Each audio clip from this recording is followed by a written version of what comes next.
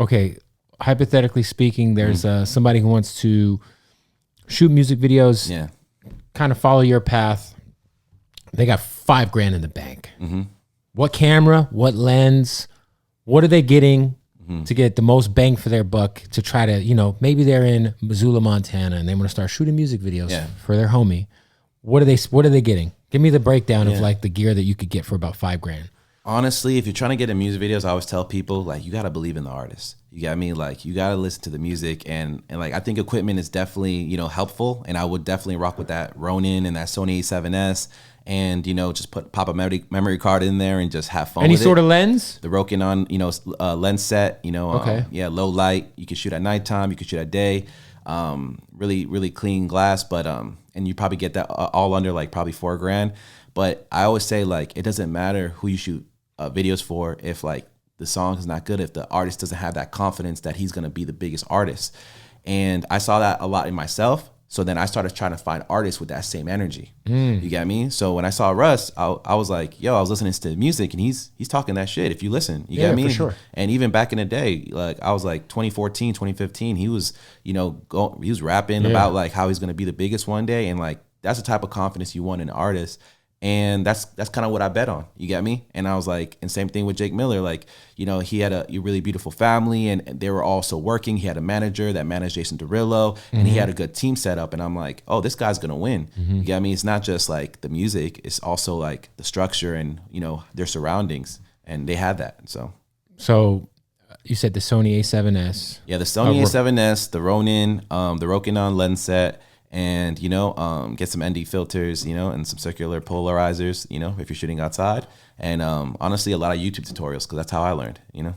Would you say Final Cut or Premiere? I'm going to go Premiere, but I started off Final Cut. Nowadays, Final Cut has its perks, so does Premiere. So it's just about, you know. Yeah, I know some people use both. And then there are people who are just so married to like one or the other. Like I know Final Cut guys, like him and with the man bun over there, just won't let go of Final Cut. Well, you know.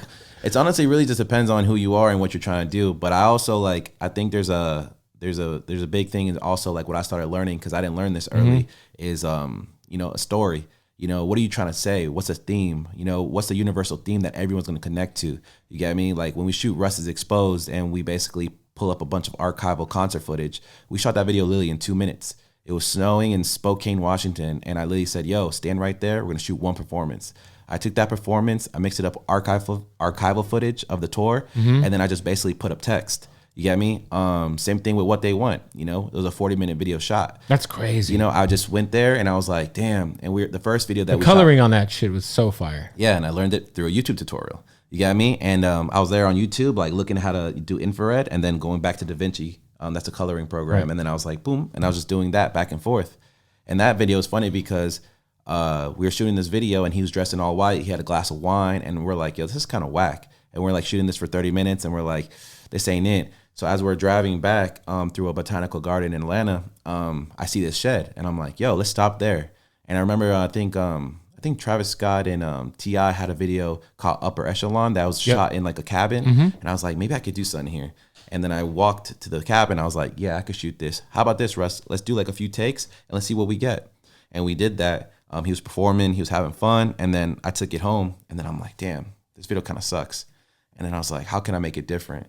And then in the editing process, that's when I made the leaves infrared, and then next you know, that's kind of like what set this video off. Yeah, no, for sure. The coloring was crazy. I feel like, was that like, that was before that record was technically, that was before he had his deal, right? Yeah, we shot, the first video we ever shot was Losing Control, then it was What They Want, then it was Do It Myself, then it was Pull the Trigger. And I shot the first 3 videos for free, and then the 4th video was Pull the Trigger, which Russ was, you know, at that point had enough money to, you know, pay me like $7,000 for the video. Shit. Yeah. That's great. Yeah.